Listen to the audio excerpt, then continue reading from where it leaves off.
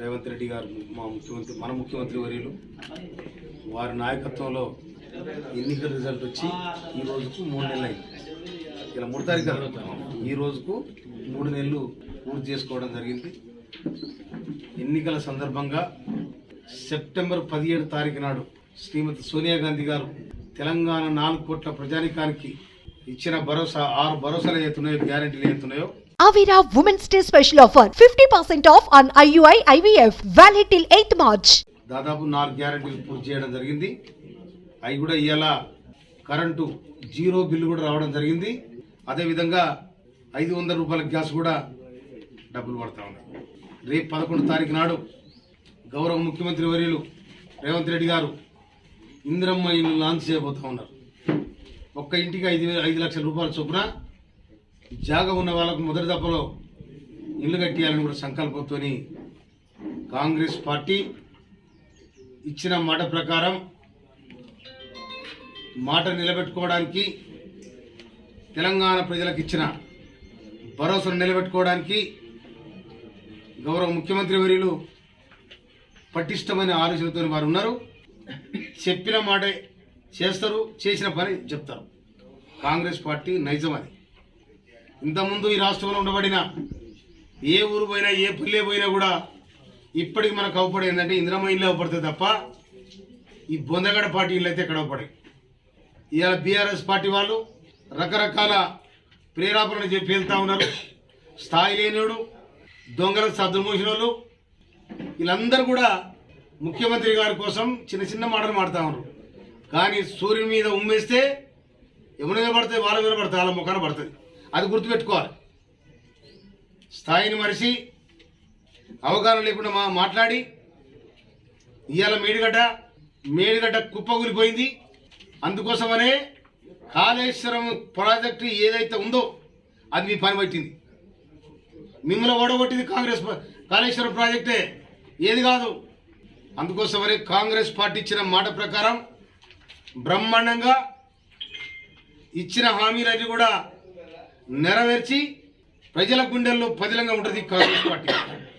గౌరవ ముఖ్యమంత్రి రేవంత్ రెడ్డి గారి నాయకత్వంలో పటిష్టమైన మంత్రివర్గం, పటిష్టమైన సీనియర్ వ్యవస్థ, పటిష్టమైన బ్యూరోక్రసీ, ఐఏఎస్ కానీ ఐపీఎస్లు కానీ వివిధ ఆఫీసర్స్ కానీ వాళ్ళందరూ కూడా నీతి నిజాయితీతో ఈ పరిపాలన సాగించాలని ముఖ్యమంత్రి గారికి సలహా ఇవ్వడం జరిగింది.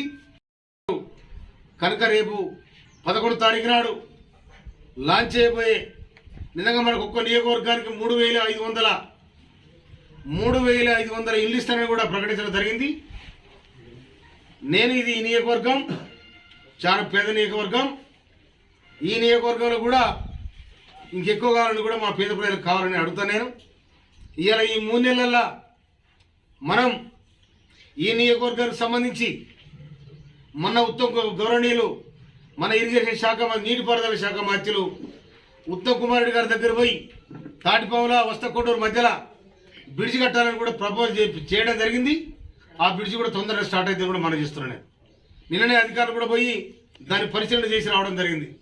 అదేవిధంగా రుద్రమ చెరువును రిజర్వాయర్ చేయాలని నేను అప్పీల్ చేయడం జరిగింది. వారు కూడా దాన్ని సానుకూలంగా స్పందించడం జరిగింది.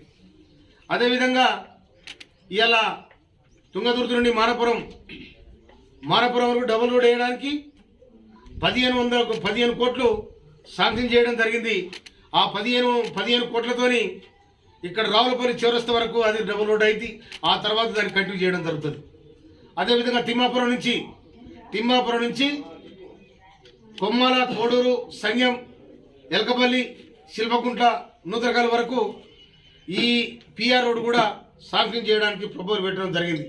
అదేవిధంగా సిఆర్ఐఎఫ్ అంటే central roads and safety roads పడ మీద శాలిగారం నుంచి జానకిపురం దాకా 2 మండలాలు కలుపుతూ ఇప్పుడున్న ఈ ఒలిగొండ తొర్రూరు హైవే రోడ్డు కలుపుతూ లింక్ చేస్తూ 6 కోట్ల డబుల్ రోడ్ చేయడం జరుగుతూ ఉంది.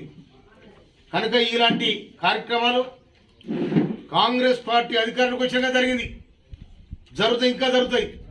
ముఖ్యమంత్రి వర్యులు నిన్ననే నేను మొన్న సెక్రటరియట్ పోతే మోత్కూర్కి డిగ్రీ కాలేజీ, మన తిరుమలగిరికి జూనియర్ కాలేజీ కూడా శాంక్షన్ చేయడం జరిగింది. అతి తొందరలో అది ప్రారంభించడం కూడా జరుగుతుంది, దాన్ని లాంచ్ చేయడం కూడా జరుగుతుంది.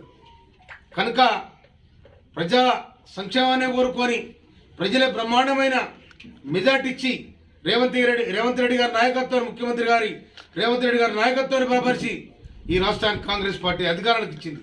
అందుకోసమనే ఈరోజు కూడా ఎక్కడైనా అనధికారికంగా కరెంటు పోతే సస్పెండ్ చేస్తారని కూడా ఆదేశాలు ఇచ్చిన రైతు పక్షపాతి ఇవాళ రేవంత్ రెడ్డి గారు. కనుక ఎక్కడ ఇబ్బంది లేకుండా, నీటి ఇబ్బంది లేకుండా, ఈ ఎండాకాలం తాగునీటికి ఎలాంటి ఇబ్బంది లేకుండా మొన్ననే నేను మొత్తం అధికారులను పిలిచి రివ్యూ చేయడం జరిగింది. దానికి 1,78,00,000 ఎమ్మెల్యే ఫండ్ కింద, 10 కోట్ల ఎమ్మెల్యే ఫండ్ కింద కేటాయించడం జరిగింది. ఈ మిషన్ భగీరథ కింద వచ్చే వాటర్ కూడా అన్ని దిక్కుల ఎలాంటి వాటర్ ఇబ్బంది లేకుండా చేయాలని కూడా మేము ఆదేశాలు ఇవ్వడం జరిగింది. ఆ ప్రహరీ గోడల కోసము 2,50,00,000 రూపాయలు కేటాయించడం జరిగింది.